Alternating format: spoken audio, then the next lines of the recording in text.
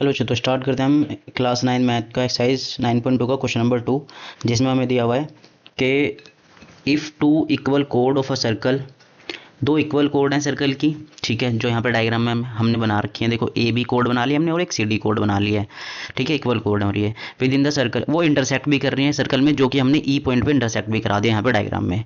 फिर उन्होंने कहा proof that the segment of one code are equal to the corresponding segment of the other code.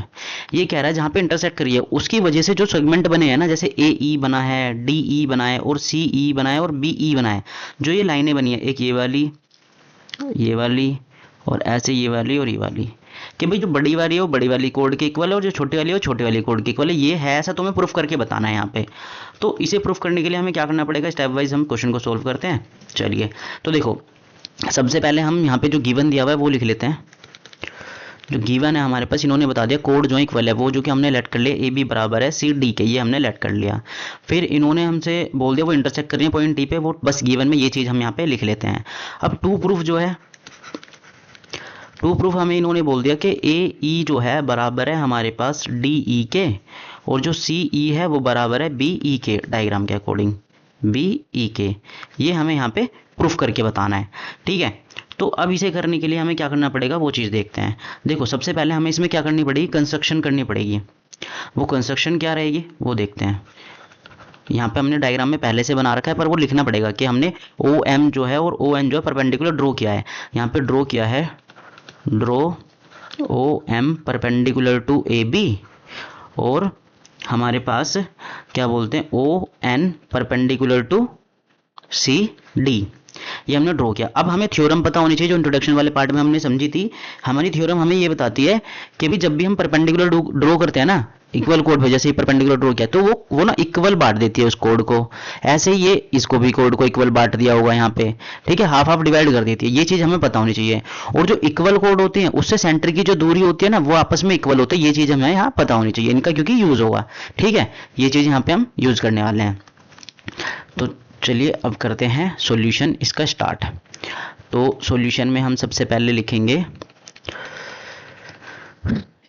In triangle E M O, देखो triangle देखो कौन सा बोल रहा हूँ, ई एम ओ, देन हमारे पास एंड ट्राइंगल ई एन ओ।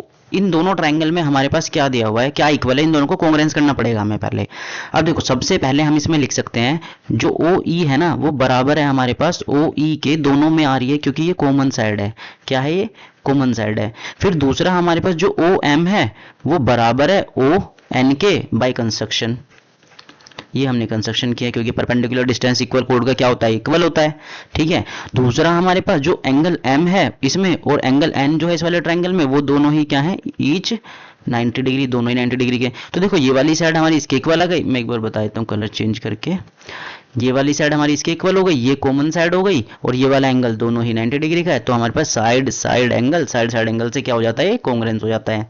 तो यहाँ पे आप लिख लेते हैं, तो यहाँ पे लिखेंगे by side side angle rule, जो ट्राइंगल है ई एम ओ वो कॉन्ग्रेंस हो गया है ट्राइंगल ई एन ओ के।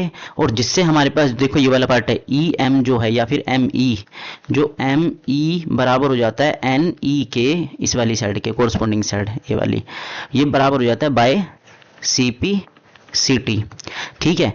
अब ये इसका इक्वेशन नंबर हम यहाँ पर डाल देते हैं, ये हमारी इक्वेशन नंबर 1 है, इसका यूज़ करेंगे क्योंकि अब हम, ठीक है। अब देखो अब सोल्व करना स्टार्ट करते हैं फर्स्ट पार्ट जो हमें प्रूफ करना है, सबसे पहले इसे करेंगे। तो इसको सोल्व करने के लिए हमें क्या लिखना पड़ेगा, सबसे पहले हमारे पास ए बी जो है बराबर है सी डी के, जो कि हमें गिवन दी हुई है, जो कि हमारे पास गिवन है, ये गिवन दिया हुआ है इसका रीजन। अब इनका जो हाफ होगा, इसमें इनका जो हाफ होगा वो भी आपस में इक्वल होगा क्योंकि इक्वल कोड है हमारे पास। तो इनका हाफ जो बनेगा देखो ए एम बनेगा और इसका हाफ बनेगा हमारे पास डी एन बनेगा। तो यहाँ पे हमारे पास क्या हो जाता है, ए एम जो है वो बराबर हो जाता है ए एम जो है वो बराबर हो जाता है हमारे पास डी एन के। इक्वेशन नंबर ये हमारी 2 हो जाती है, ठीक है। अब इक्वेशन 1 और 2 की हेल्प से हम क्या करेंगे, फर्स्ट पार्ट को प्रूफ करेंगे। तो क्या करेंगे हम, ऐड इक्वेशन 1 एंड 2, तो ऐड करते हैं ए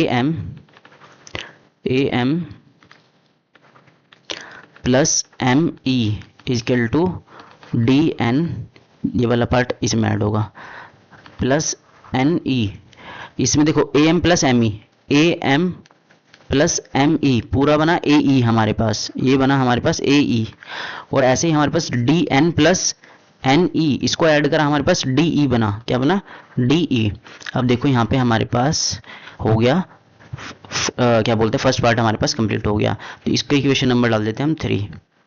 ठीक है, ये हमारा फर्स्ट पार्ट यहाँ पे सोल्व हो जाता है। अब चलते हैं सेकंड पार्ट की तरफ। सेकंड पार्ट को सोल्व करने के लिए यहाँ पे एक लाइन ड्रॉ कर देते हैं, ये ब्लैक कलर की है, कोई नहीं। ठीक है, अब करते हैं सेकंड पार्ट सोल्व। अब सेकंड पार्ट के लिए हमें क्या करना पड़ेगा, हमें दोबारा से लिखना पड़ेगा जो हमारे पास ए बी है वो बराबर है हमारे पास सी डी के, ये क्या है हमारे पास गिवन है। ठीक है, ये गिवन है। अब इसका हाफ हम अगेन करते हैं, इस बार हाफ हमने क्या लिया था, ए एम लिया था ना, इस बार बी एम लेंगे। तो ये बी एम जो है बराबर हो जाएगा किसके, सी एन के, सी एन के। ठीक है, ये इक्वेशन नंबर डाल देते हैं हमारे पास 4। अब हमें क्या करना है, सब्ट्रैक्ट करना है, सब्ट्रैक्ट इक्वेशन 1 फ्रॉम फोर्थ में से 1 को सब्ट्रैक्ट करना है। ठीक है, तो B M minus M E ऐसे यहाँ पे C N minus N E. अभी देखो बी एम में से अगर मैं एम ई माइनस कर देता हूँ ये, तो बी ई बचता है हमारे पास, सिर्फ क्या बचता है, बी ई बचता है। और अगर मैं सी एन में से एन ई माइनस कर देता हूँ, सी ई बचता है हमारे पास, तो बचेगा सी ई। तो ये हमारे पास देखो सेकंड पार्ट भी यहाँ पे हमारे पास प्रूफ हो गया। इसका इक्वेशन नंबर 5 डाल देते हैं, तो सेकंड पार्ट भी यहाँ पे हमारे पास प्रूफ हो जाता है। अब देखो इन्होंने जो हमें कहा था, तो यहाँ पे क्या हो जाएगा कि भाई जो हमारी इक्वेशन है हमारे पास, जो इक्वेशन बनी हुई है, इक्वेशन यहाँ पे हम स्टेटमेंट लिख देते हैं। इक्वेशन जो हमारे पास थर्ड है and fifth indicate that the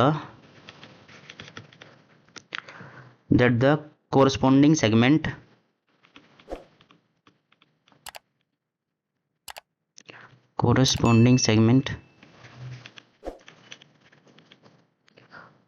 of code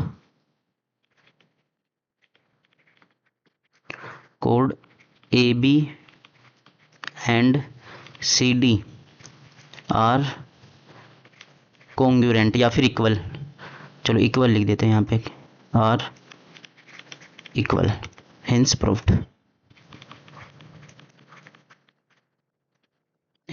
ये हमारा आंसर हो जाता है। तो यहाँ पे क्वेश्चन नंबर 2 हमारा कंप्लीट हो जाता है। अब मिलते हैं नेक्स्ट क्वेश्चन में।